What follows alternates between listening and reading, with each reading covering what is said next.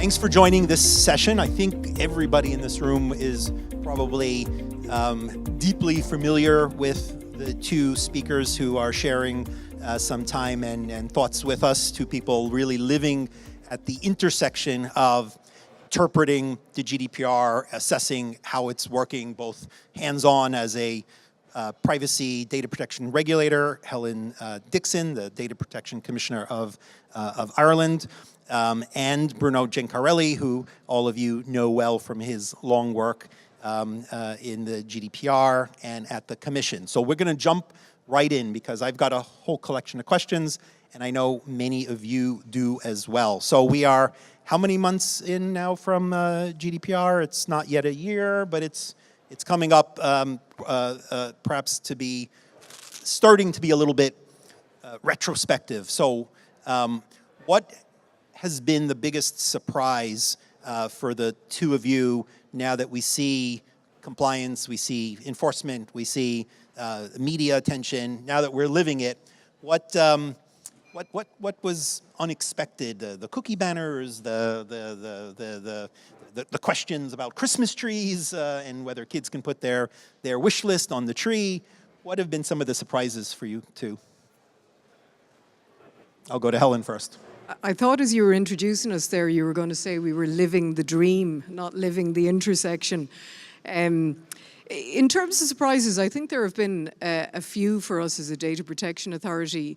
On the pleasant side, particularly in Ireland, we saw huge reaction to the awareness campaigns that were run around GDPR and massive engagement from all types of organisations, voluntary, public, private, and from the public in terms of an enthusiasm around understanding more about data protection rights and getting on board with the GDPR. But the downside of that is what you referenced there a moment ago. What we're seeing is a lot of somewhat surprising confusion around application of the principles in very everyday scenarios. So in Ireland, every day a headline runs about something new that's prohibited because of the GDPR. You mentioned an actual story that did run in the UK suggesting that children putting their wish lists on Christmas trees in a Bavarian town was prohibited because of the GDPR. And actually the EU Commission on its Euromyths website had to dispel that particular myth. But we're seeing a lot of cases like this. For example, a case of a woman who was in a hurry to get her hair done. She wanted to get her hair dyed.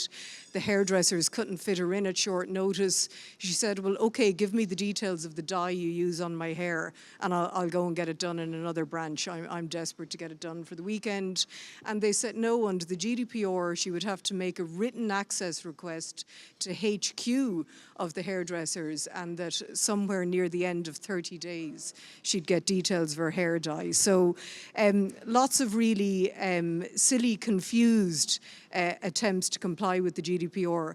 But the other thing that's been a surprise to us in Ireland has been the very creative types of complaints that data subjects are now bringing to our office and the ways in which they're deploying their data protection rights. So we've had quite a number of complaints now raised with us by individuals who are seeking to remove themselves from sacramental registers of the Catholic Church. So in Ireland, as there has been globally, there's been a movement of people away from the church in the wake of child abuse scandals and so on. And individuals have come to us and says, well, can't I exercise my right to be forgotten? I want to be removed from the register. And these are actually very complicated cases, because we have to look at who is the data controller in a case like this. Is it the diocese? Are they a co-controller with the Vatican? The Vatican dictates canon law. It's under canon law that these registers are maintained. Is canon law a legal obligation to which a controller can be subject, or does that sit outside our civil and common law systems, and so on? So the answers are not obvious. And we've lots of examples like that of very creative deployment of the GDPR in support of causes individuals have. Bruno, surprises? Well, thanks first for having me here. I'm very happy also this is the second time that I share the same white sofa with Helen. The good thing is that we have actually, and we didn't prepare this together, we have the same positive and less positive surprises. the very positive surprises is that this works, actually. The sky hasn't fallen on us on May 25th. The EDPB, and there's a lot of things that, of course, are under the radar, and I think we'll come back to that, is working, the culture is changing, issuance of guidelines, dealing with cross-border cases. All of this is working as we speak. I'm insisting on that because that's probably one of the biggest change introduced by the GDPR, the governance. And yes, on a bit of a less positive note, but maybe not so less positive, is this situation of overreaction, sometimes could be described as overcompliance that we see, which shows, I think, two things: that, well, there's never enough education, information, communication around this, but it also shows probably, and that's a success, that privacy is finally taken seriously. Because, as we all know, this is not so much a question of change of the rules, it's a question of having a compliance culture which is developing, and that's a process, that's a long process, and the DPAs have a very, I think, useful and healthy role in that in terms of the type of dialogue they have with stakeholders.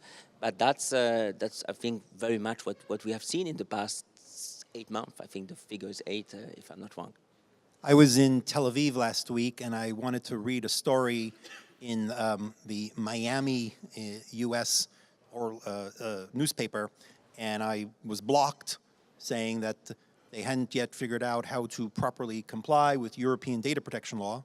So I wasn't in Europe, I was in Tel Aviv. Okay, maybe it wasn't so accurate, but can we clarify, perhaps for many of the media, probably people have run into this, can we clarify, perhaps, some of the confusion around these international media sites that have ads and somehow think that they can't comply, or there's great risk if somebody from Europe visits one of their sites? Helen, are you going to prosecute the Miami Herald if I read the news about the weather? Prosecute anybody, so I have the easiest part of the answer. No, what I've said, yes, well, those are typically part of it. Those stories tell us something. It tells us two things, I think. What I've said before, that these things are taken seriously, and I think that's good. Also, I think in the media or in the news or in the information sphere, because we have seen that this is not only a question of individual right, this is also a question of our society as a whole, impact on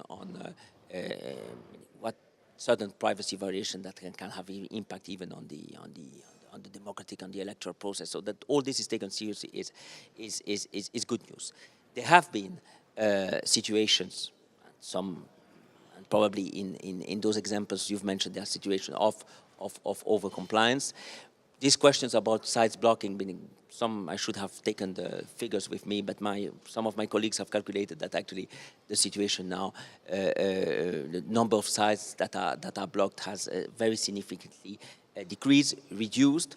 I think indeed there is a role for the DPAs and also for us to clarify things. I think the DPAs have issued more than 16 or 18 guidelines over 2 years in a very inclusive process, following a stakeholders consultation and with very broad participation. There are guidelines that are currently being developed on what is often called, and I don't think that's the correct way to say, the extraterritorial reach, Article 3, and the consultation has just ended. That will also, I think, help clarifying this type of situation. So, again, totally understand that there is a need for more information, more explanation. This is taking place.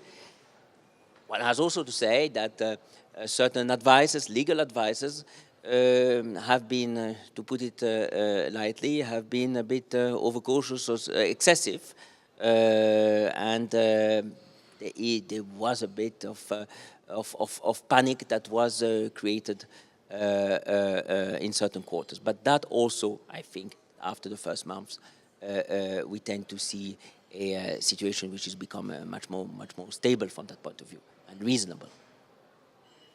Helen, the guidance I took from the draft territorial scope opinion, which maybe wasn't directly labeled as guidance to these newspapers, seemed to indicate that if perhaps all they were doing was analytics or maybe serving an ad contextually without behavioral advertising, without monitoring behavior over time in a way that created a profile, that would be arguably outside the scope, and that if somehow what was happening was a more intrusive or more robust use of data, a profile being created, user being tracked over time, that perhaps would clearly come in. And so perhaps simply by treating those people as opted out of behavioral advertising, which most of the ad networks are capable of doing, they might easily solve their problem. Make sense? Yeah, I think your interpretation is correct. To me, it's not altogether surprising that some of the big publication houses have taken the approach that they've taken, and I don't think it's because of a dearth of guidance and sound legal advice. I suspect some of them have made a conscious business decision that the cost of compliance with the laws in the EU compared to the revenues that their free online services generated simply aren't worth it, as well as the risk that there is in terms of how the laws and principles will ultimately be interpreted. I saw that Baker and McKenzie was reporting a case last week that I was unaware of until I saw them reporting it.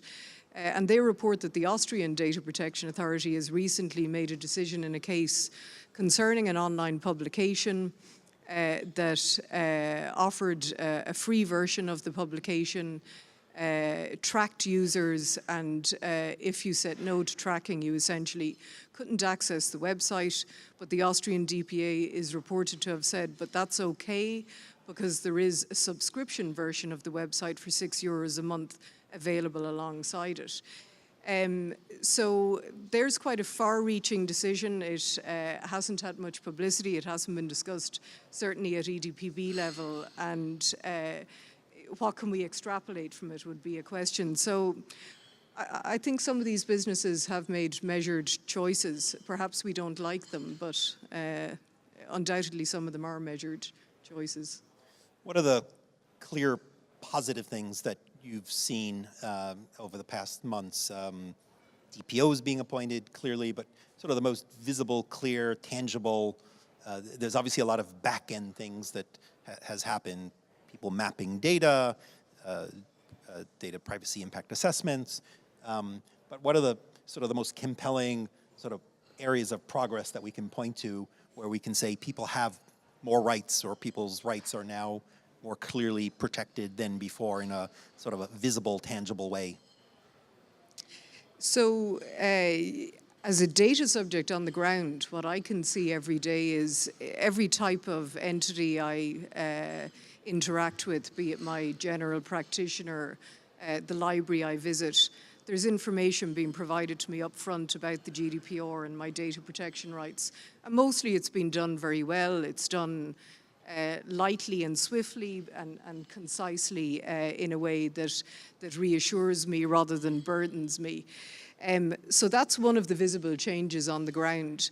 And then as a data protection authority, what I can see on the flip side of that is that there's been a massive increase in the complaints lodged with us as a data protection authority. So individuals understand more about the rights they have, they're more awake to data protection, and they're bringing complaints and queries and concerns in far greater numbers to our office. We're also seeing a big change around breach notifications. We had a voluntary code of practice to cover breach notifications for the last 10 years or so. But since the mandatory notification has come in under GDPR, the volume has increased massively, and the type of reporting and the quality of the reporting is improving. And in turn, the bigger organizations where they suffer breaches that affect many users are getting more public and blogging about the breaches, better at explaining them, and we're getting more media pickup. So there's a big continuous loop now of feedback and information happening that we didn't see before. Although it does still seem that on breach, there's at least some degree of confusion. You see lots of reports that maybe aren't of significant risk that are being reported just to be safe. And despite the fact that we've got some guidance, is this an area where there's going to be a need for more clarification so that the DPAs get the kinds of reports that are relevant and that they're not sort of just being hit every day in a way that you've got to actually go through and analyze whether this one really mattered versus another one? Do we think the breach, from what we've seen so far, has the breach notification served its purpose? You know, one downside that we've had in the US is that you open your mail every day and you have some notice of a breach, and you stop opening it because every day there's some piece of mail telling the individuals there's a breach, and so people have stopped paying attention to it because they don't know whether they have to, you know, get alarmed every day. So here we're not notifying necessarily individuals in many of these cases. It's the DPA, but clearly it may not be the most efficient thing just to throw more information. Is this an area where you think we will want people to be careful about what they notify? Definitely, and more selective in terms of ensuring that not every personal data breach needs to be notified. It's those that pose risks. So we've had well over 4,000 breaches notified to us since the GDPR came into application.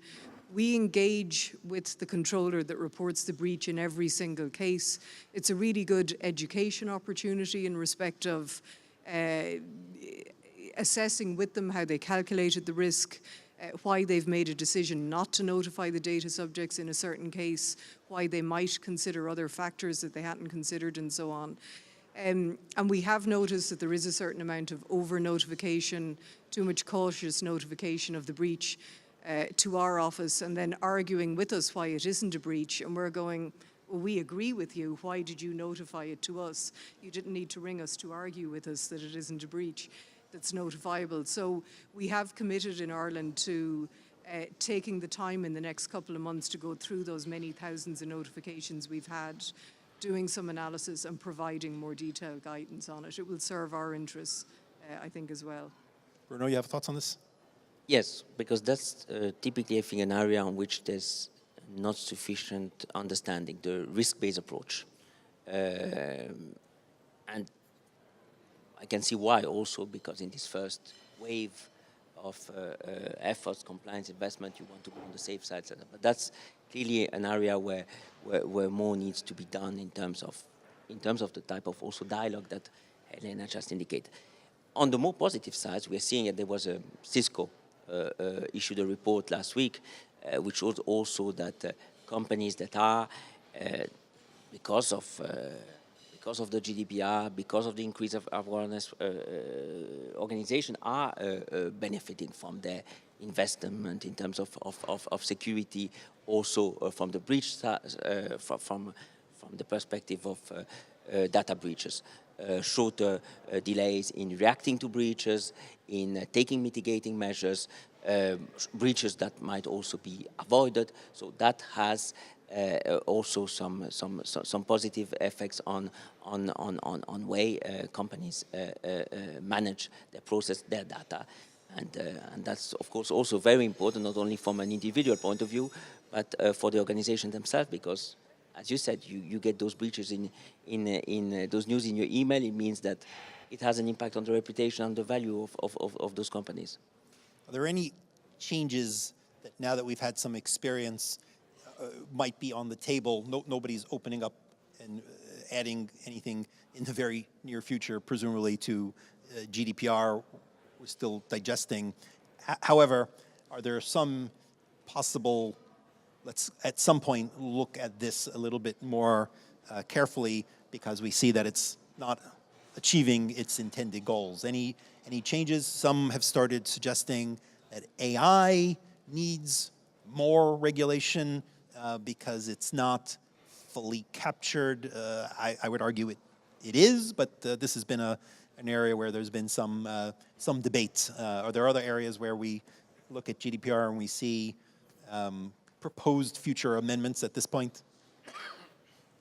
Well, the GDPR, first of all, requires us to do something by 2020, to report on two aspects, us as Commission. On the governance structure, whether, to put it in a few words, whether the one-stop shop, consistency, EDPB structure is working, and how it is working, and requires us to report on the international transfer tool. So we will have a moment in which we will reflect on that. There'll be a consultation on that? Will people get to put their list of proposed? We, as Commission, will also organize in June, actually, a one-year stake talking event on to understand what has been the experience with 1 year of GDPR, what has been the impact of GDPR, and that, of course, will there will be possibilities to contribute to that and to participate in that. This June. This June.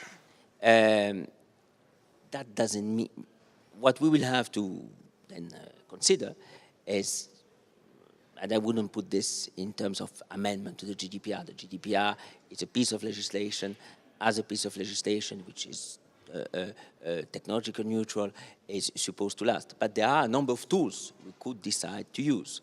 As Commission, we have what is called in the EU lingo implemented and delegated act. They can be also what could be identified as the need, for instance, for further guidelines in certain areas. So I think that will be what we would focus on. And then, of course, you have many pieces of legislation that might have some privacy aspects, but which will have to be to fall under the umbrella, of course, of the GDPR. The GDPR, as we know, provides for framework, and we need also first to see how this framework works. Do you have a list of proposed changes, Helen? Well, if it is ever opened up to consultation, I think the Commission will be flooded. I mean, I think we're very aware, and we've heard Viviane Reding talk many times previously about the evolution of the GDPR. The policymakers and lawmakers had lots of difficult choices to make in terms of how they constructed it. And overall, I think it is something of a masterpiece in terms of covering all sectors and being flexible enough in terms of the principles.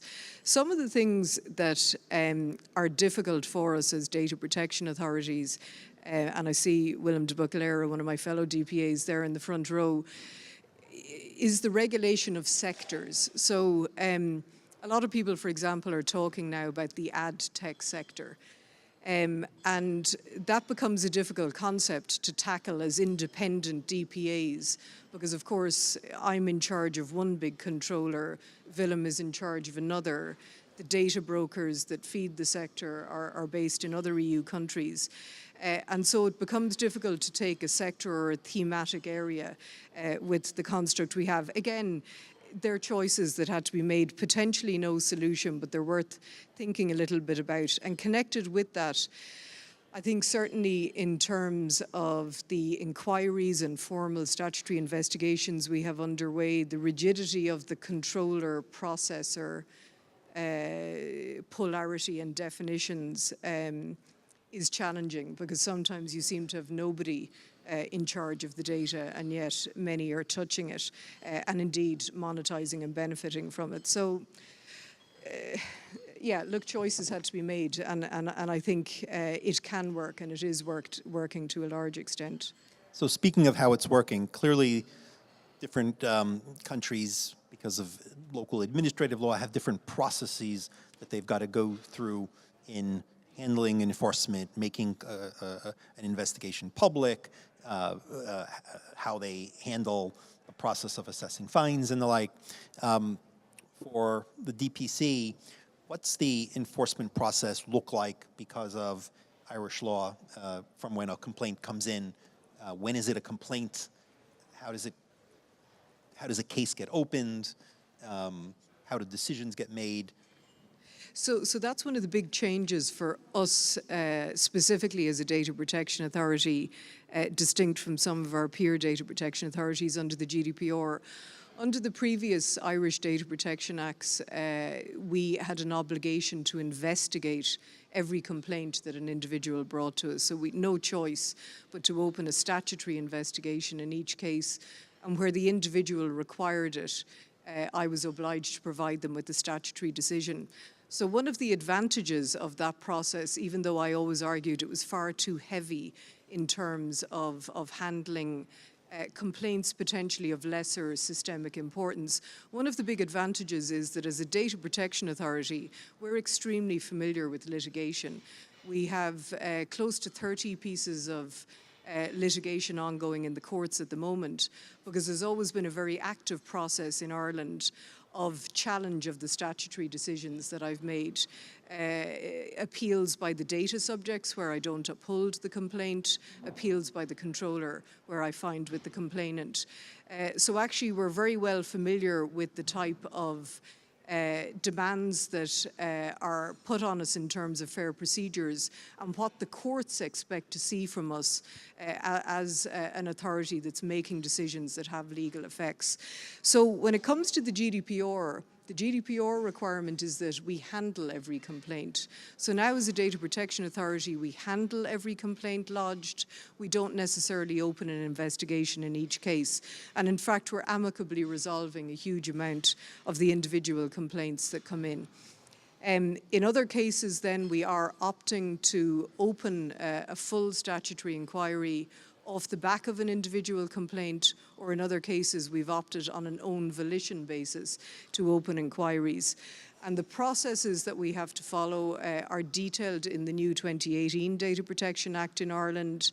They provide extensive information to anyone who is the subject of an inquiry in terms of what the procedure will look like. But essentially, the process will start with a commencement letter to any controller that's under investigation.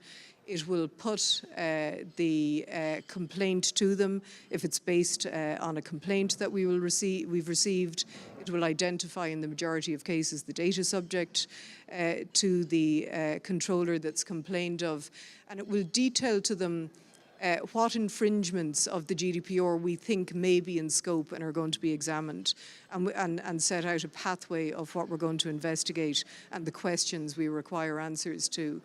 And as that process progresses and as we come to our investigation team, comes to a formulation of findings of fact and an analysis of whether infringements are in play, we provide the controller with the right to be heard on a draft of the investigation report, and equally the complainant.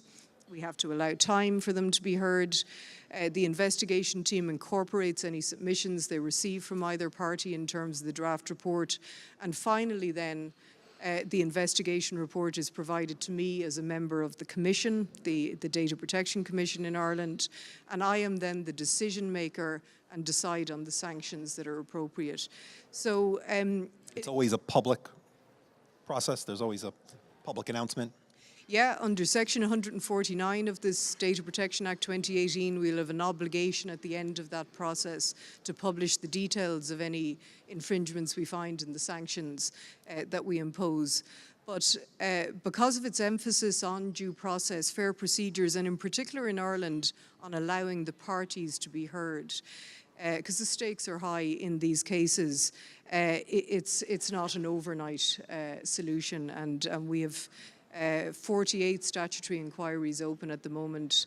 We'll see the first of them conclude in terms of the investigation report stage in the next few months. That's very interesting, because when I would do this type of panel 1 year ago, everybody would be afraid about fines, decisions falling being issued as of 26th of May.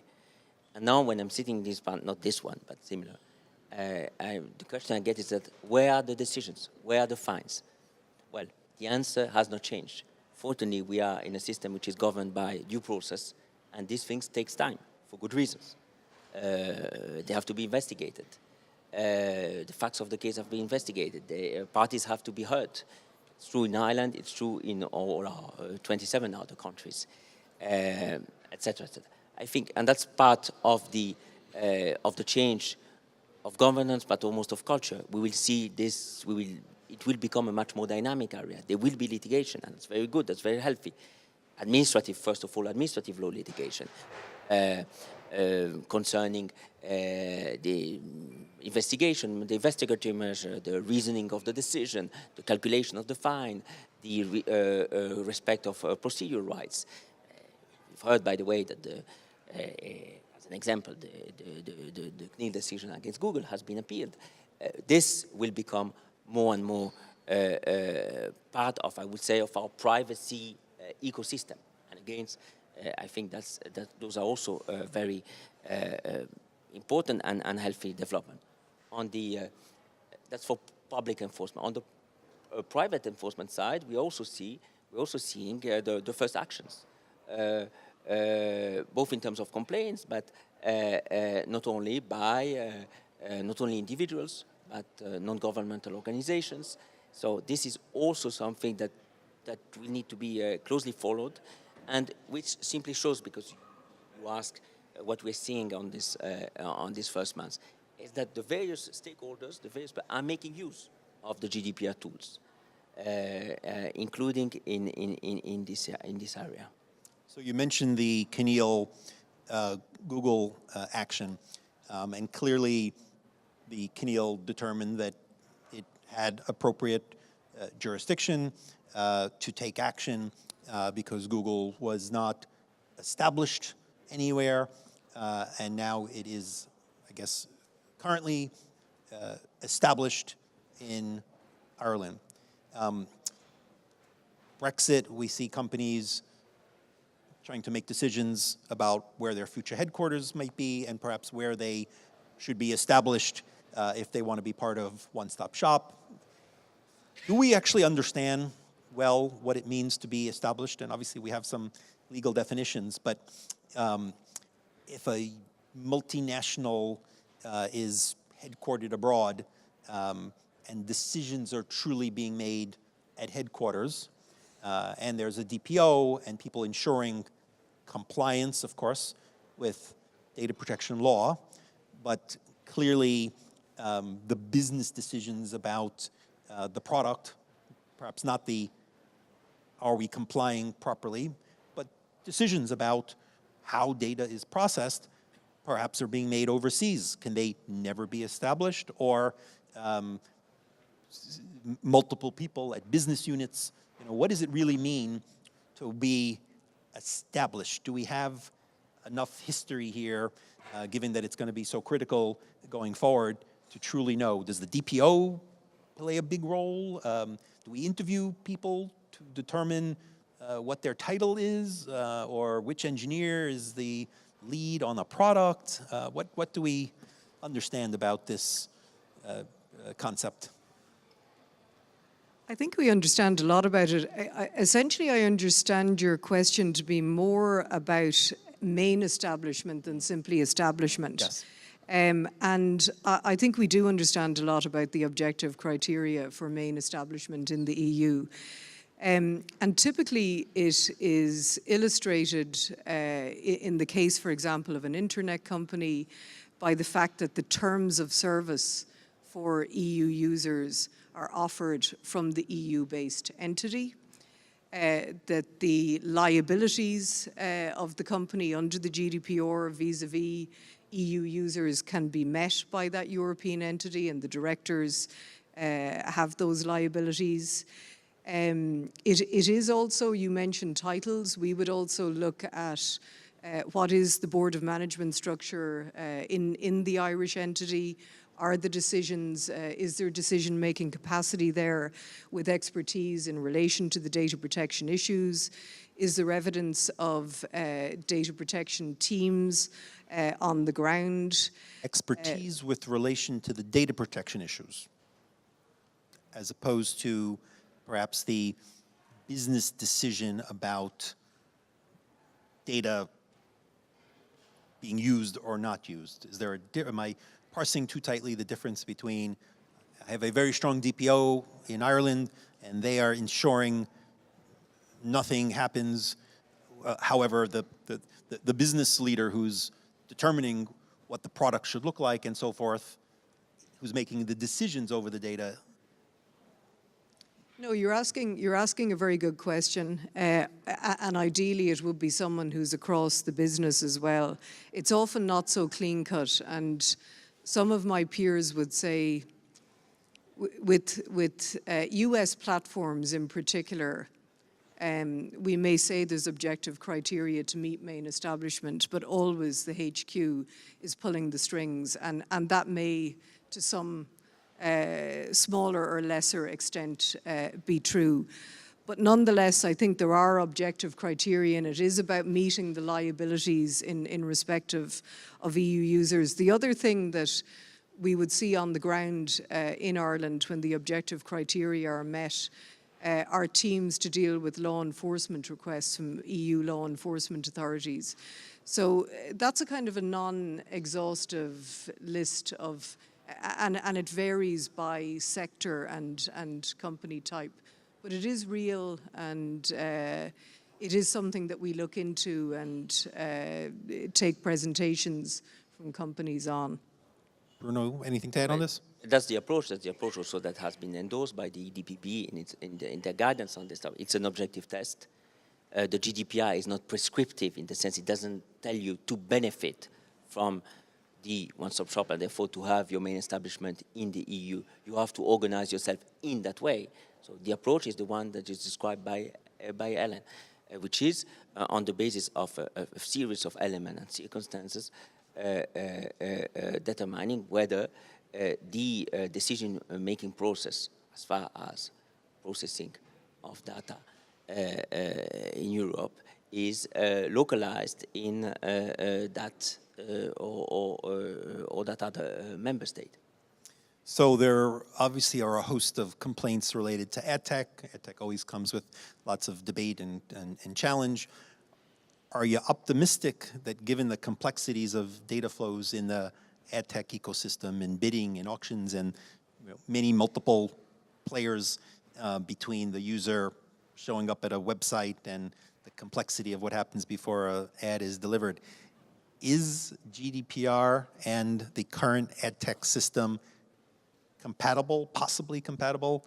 Obviously there's complaints, so you're not going to judge them here, but clearly there's strain and debate. What are your thoughts? I'm optimistic about the fact that we're being pushed into looking at it now. Johnny Ryan from Brave and others have lodged complaints that are really forcing DPAs, including the DPC in Ireland, to look at the issues in this sector. It is complicated. The ecosystem itself has so many players. Each DPA has publishers in their own member state, and elements of the ecosystem sit dotted everywhere. But nonetheless, I think by chipping away at it and taking it case by case with the controllers that we do have under our jurisdiction, we are going to get closer to answering that question that you've asked as to ultimately whether it is compatible or not. It's not the question we set out to answer. We look at whether elements of the processing are compliant with the GDPR. I think we're all interested to see the Advocate General and then ultimately the CJEU judgment in the Planet 49 case that was heard before the CJEU in November. Because this is a case very much on point in terms of cookies and informed consent and profiling of users. So, yes, I'm optimistic. We've no choice but to get to the bottom of it and look at compatibility with the GDPR. It's a complicated and complex one to do, but it's underway. And would you put data brokers in that same bucket? Is it conceivable that somebody is that there is a lawful basis that allows companies to collect data, share it with other parties who then share it with unnamed, untold future parties? Do we think that this is also a sector where significant changes in the business model are going to be made, or where we envision complicated enough consents or balancing of interest that can support this sort of activity? Again, Privacy International is putting it up to us. It has lodged complaints on the subject of data brokers and aggregators, and this is now part of the broader ad tech ecosystem that we're looking at. Yeah, I can't, without prejudging what the outcome is going to be, I can't really say more than I'm happy the complaints have been put up to us, and we're now looking at these issues. There are also a host of complaints now, I guess, about data subject access requests, whether companies are complying properly with that. But obviously that's something where we've seen a flood of people experimenting, maybe exercising these rights for the first time. What's your perspective? How has this been playing out? There was some early research arguing that some companies weren't complying and then others were. Others are not complying fully. What do we see happening here? And let me even jump further. We don't see a lot of portability yet. We certainly see different levels of compliance with access requests. The platforms have done some work around APIs to make sort of portability more feasible, but I still can't take my data easily from one controller and move it in a way that makes it quickly and easily usable by another controller, because it seems like some of the work to make these formats, feasible.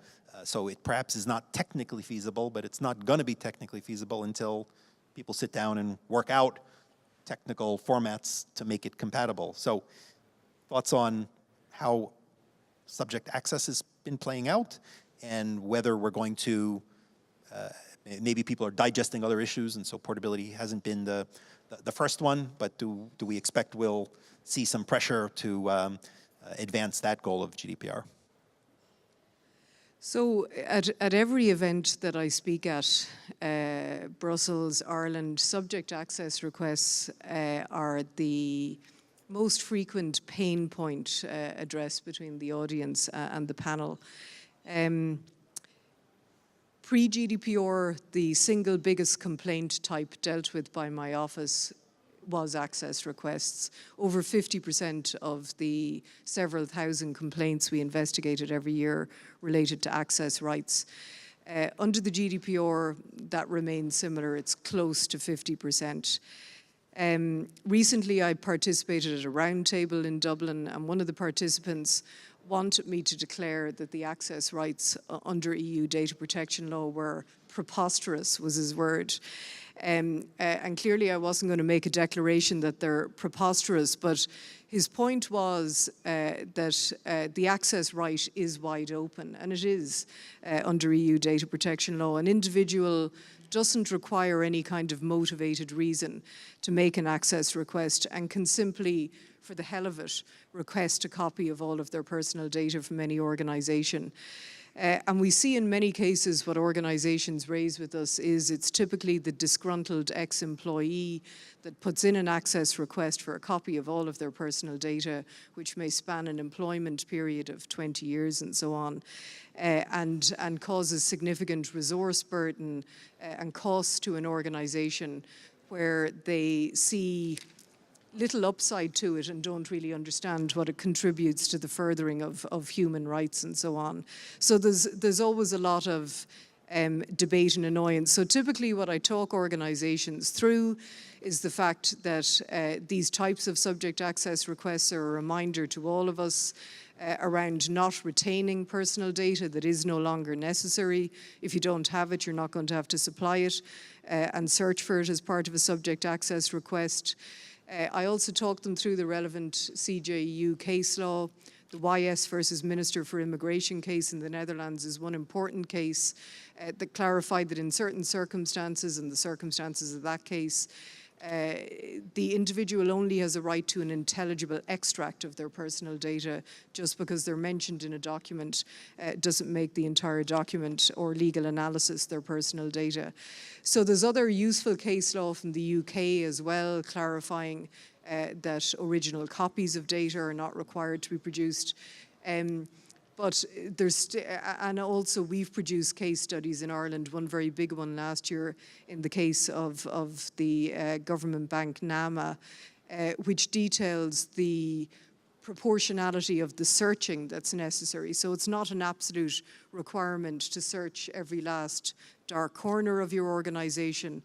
A proportionate search based on the context of the request you've had is all that's required. So there is guidance and there is case law to limit it, but at the end of the day, it is also true to say that the right is wide open under EU law.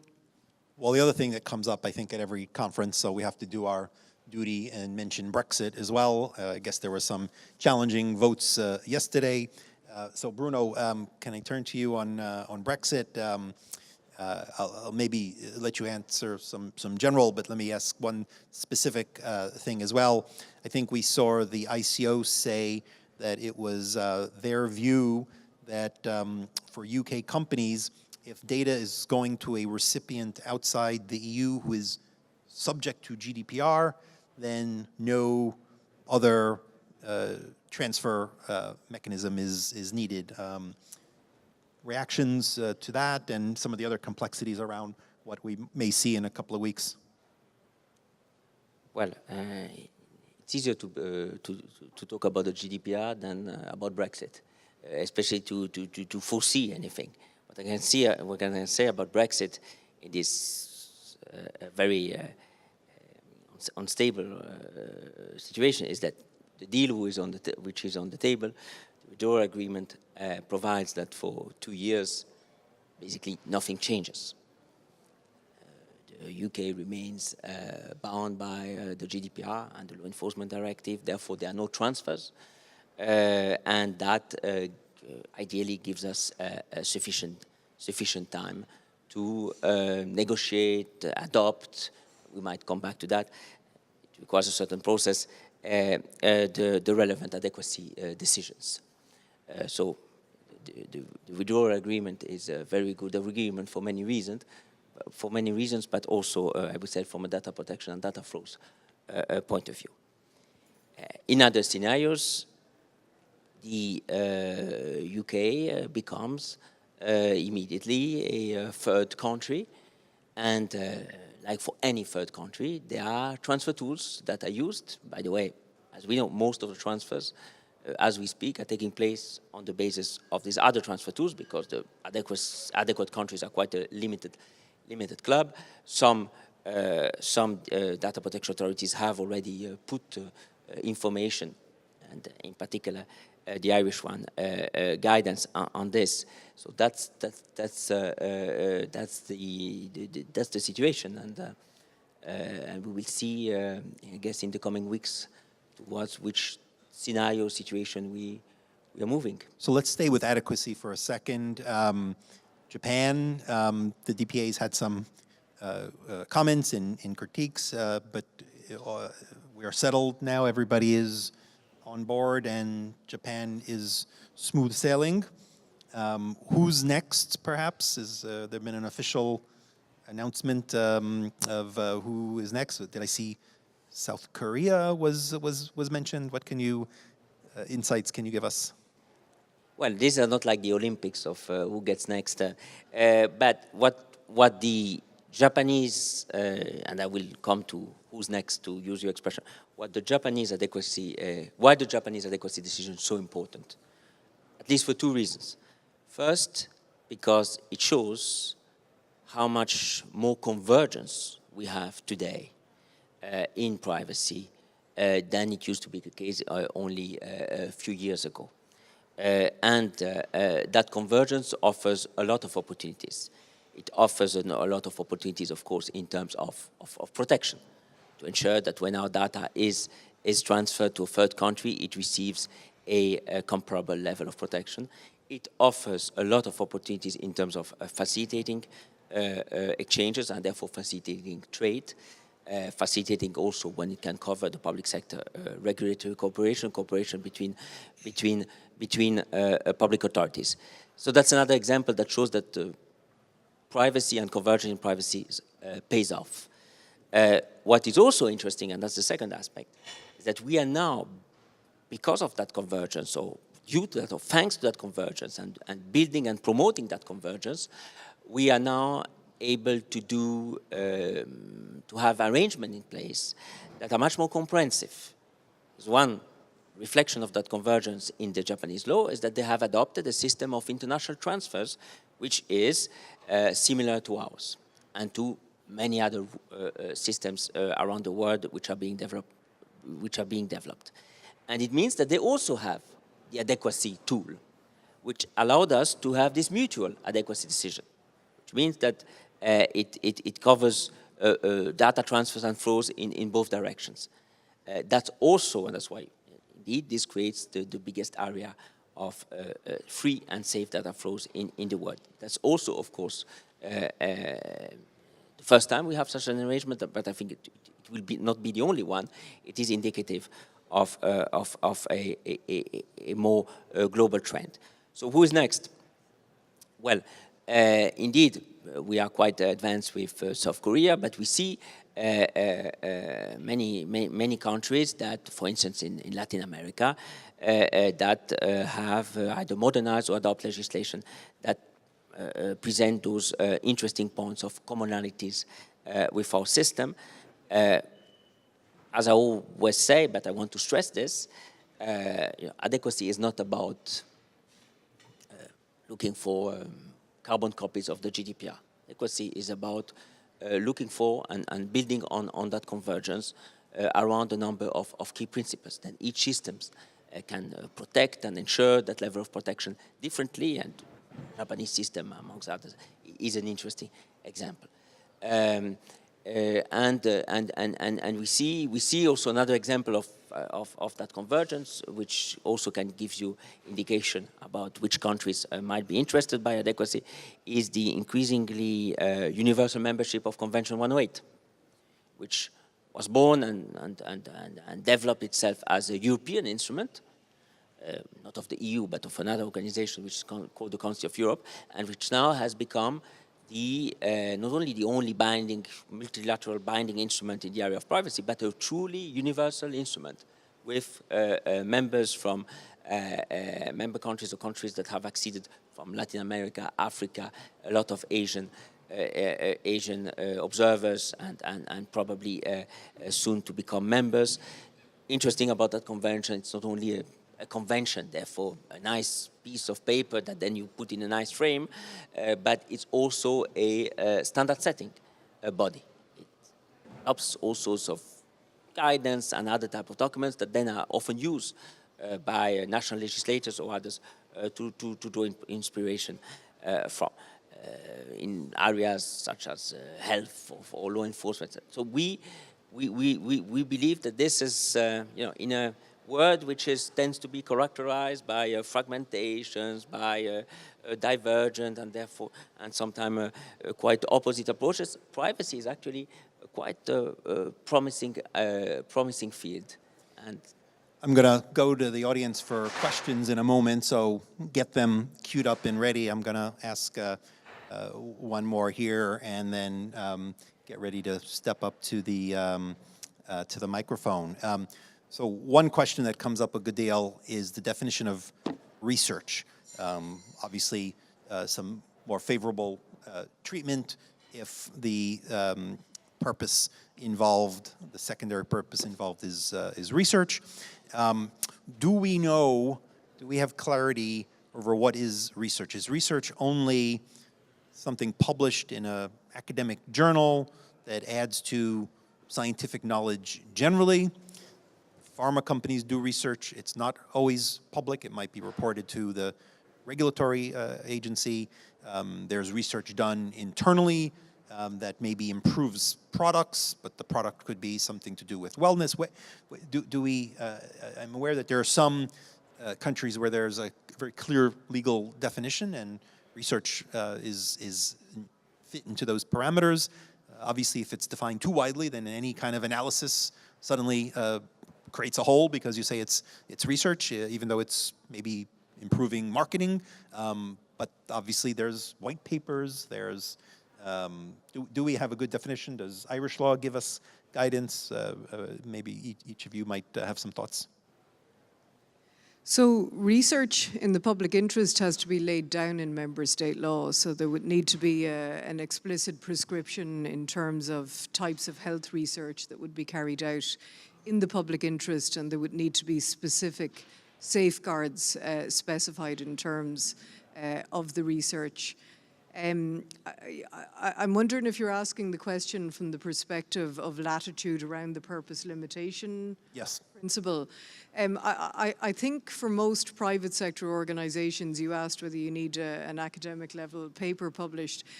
I think it's going to be difficult for most organizations to reach their purpose limitation principle and claim they're conducting research. I think the type of R&D that private organizations do typically does need to be detailed in broad terms, at least in the privacy notice. So some banks have said to me, but look, it's necessary for us all the time to do R&D to make product and service improvements.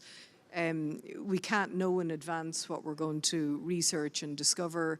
And so what I have suggested they need to do in their privacy policy is detail that they conduct this type of research on an ongoing basis and give examples in the past of how they've used data and the type of results that it delivers. No, there is no one definition, but what's clear is that public interest research must be laid down in member state law. Add to that?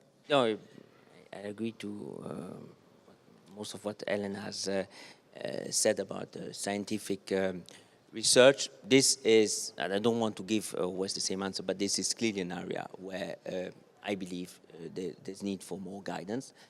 Actually, some is being prepared right now on clinical trials. There was a lot of demand and prepared by the EDPB. Yep. There was a strong request and demand from the interested stakeholders, and that's exactly the type of demand I think we need to hear. It's also true that, again, things have not dramatically changed. That concept has not changed. Of course, it becomes more relevant. It has a broad understanding, and we want it to have a broad understanding. And therefore, with concepts that have broad understandings, of course, they raises a number of questions. But again, that's I think an area where you're going to see some more guidance. Questions from the audience? Stuart. Hello, Helen and Bruno. Good to see you again. My question is to Bruno. We've noticed that the Japan adequacy agreement is the first one to be on a mutual adequacy basis.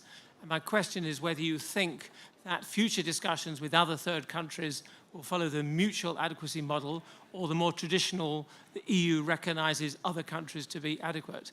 Or do you see the trend there? Well, should I answer to this question, or do you want to group? Well, that depends very much on what the other system provides for. We believe that it's very good that we have laws around the world, increasingly, that ensures a high level of protection and also are open to transfers and have a broad toolbox for transfers. If one of the tool is adequacy, we are, of course, also interested to explore adequacy, if I may put it like this, from their side. Again, mutual adequacy doesn't mean that there is an agreement. It means that the two systems, as it was the case with Japan and the EU, adopts their own finding on the basis of their own requirements, on the basis of their own law, and following their own procedure, which on our side requests an opinion of the EDPB and of a member states committee. But when we can have this, I would say, network effect almost, when we can add the benefits of free flow in both directions, I think we should absolutely explore that way, that possibility. One quick thing I want to mention before I go to the next question. When I was in Dublin just the other day, it was intriguing to learn of a children's consultation, perhaps research being done by the DPC that is actually directly seeking through the schools to get feedback from children? What do you expect to learn? How is that going to work? So I think most people know the GDPR, for the first time in EU data protection law, references children specifically. In recital 58, it talks about the fact that they merit very specific protections, but it doesn't really give us any more detailed signposts under the GDPR as to what those specific protections might be. It says data protection authorities have a particular role in explaining the risks to children. They may be less aware of the risks. So we have decided, because we've seen a range of issues come up around how and when children can exercise their own rights independently of their parents. The so-called age of digital consent in Ireland under Article 8 of the GDPR was set at 16. Does it mean that a parent of a 15-year-old teenager can read their Facebook messages or their Instagram private messages? Has the child any right to independently exercise their rights? Also, issues have arisen in relation to internet platforms, how they verify the age of a child. What is a sure means of knowing that someone is age 16 or over? And if approval of a parent is required, how can you be sure it is a parent that's giving the approval, and so on? So there are a whole range of issues around the rights of children, but then also the safeguards for children that I think nobody can say there's a definitive answer to. We know of the COPPA law in the US, and it deals with some of the areas. So we decided to run a consultation. It's open at the moment. We'd be delighted if any of you here want to make submissions to it in any capacity that you wish to. But the consultation will also very uniquely, as you said, involve engaging with every school and youth centre in Ireland, where we're going to seek through teachers to collect the direct feedback of children. And we ran a pilot in 3 schools directly ourselves before Christmas and got some fascinating insights into what children at different developmental stages understand about their interactions with the internet and free internet services. Some of the children were experts in data protection law. One child told us that she talks about data protection when she's driving to school with her father every morning, and based on her answers, we believe this to be true. So they had very sophisticated understandings that you wouldn't necessarily see with adults. And we're really interested to gather their feedback and perspectives on all of the issues affecting them. Children have a right under the UN Convention on the Rights of a Child to give their own input. I think they're also going to teach us a lot, because even in running the pilot, one of the things we realised that's actually very difficult to do, and which we now have as a specific task in doing under the GDPR vis-a-vis both adults and children, is to explain the risks involved in personal data processing. And what we found when we went out to run the pilots is it's very hard to start talking about risks and snags and problems without creating an impression that the internet is so scary and social platforms are so scary, it could never be a legitimate choice to use them. So I think we've also to find a more neutral way of presenting facts that allow the risks emerge than simply hammering people from the risks only. Our colleague from CIPL. Hello, I'm Nathalie Lenray from Center of Information Policy Leadership. My question is actually both for Helen as it relates to Ireland and for Bruno as it relates to the 26 other states, if possible. It relates to DPIA. Under GDPR, organizations have to conduct risk assessments, and when those risk assessments are not conclusive and there's residual risks, they have to consult the Data Protection Authority. I would be interested to know whether you've received requests for consultation for residual risks, and if so, which area? Could you give a bit of examples? I can answer very quickly. We've only received one such DPIA so far. We're aware of lots of companies conducting DPIAs, but only one has been sent to us where the controller says there are risks we don't know how to mitigate or can't mitigate. We've only received it in the last fortnight, so I can't say anything useful about the learning yet. Can I call on our other DPA in the room as well? One as well. maybe the same company. No. Bruno, you have any insight here? Oh, all right. Yes, sir.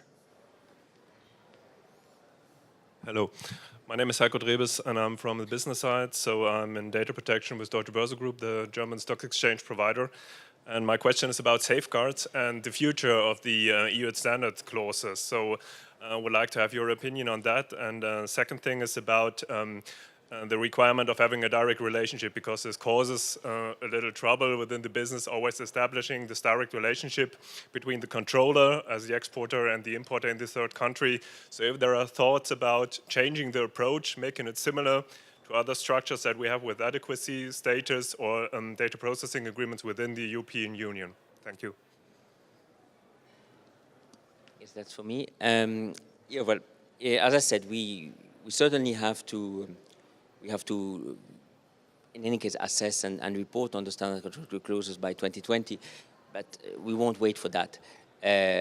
We want to work in two directions: updating the existing ones and learning, and that will come from you, and there will be consultation on that.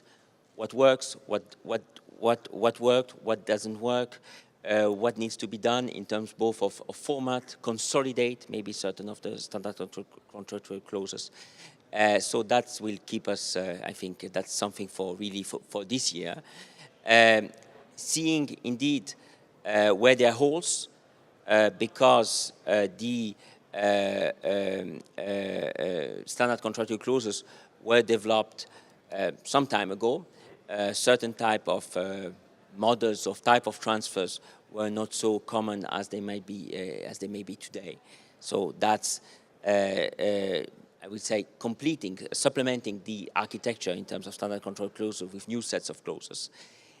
See and explore, because now with the GDPR we have the possibility to do standard control clauses not only for international transfers but also for a controller-processor relationship. That's probably something that needs to be developed, because there are also many companies which might have certain of their processing operation falling within the GDPR, other that might be interested in terms of thank you very much, adequacy of transfers, and that might be looking for using one tool.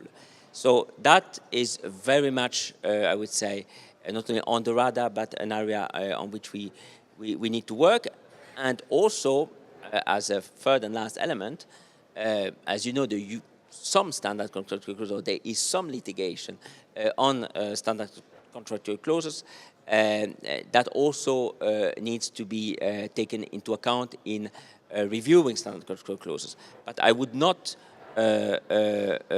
confuse them with adequacy, because what we want to keep is the broad range of tools to cover different type of transfer, different type of destinations. Not all countries of the world are or will be adequate.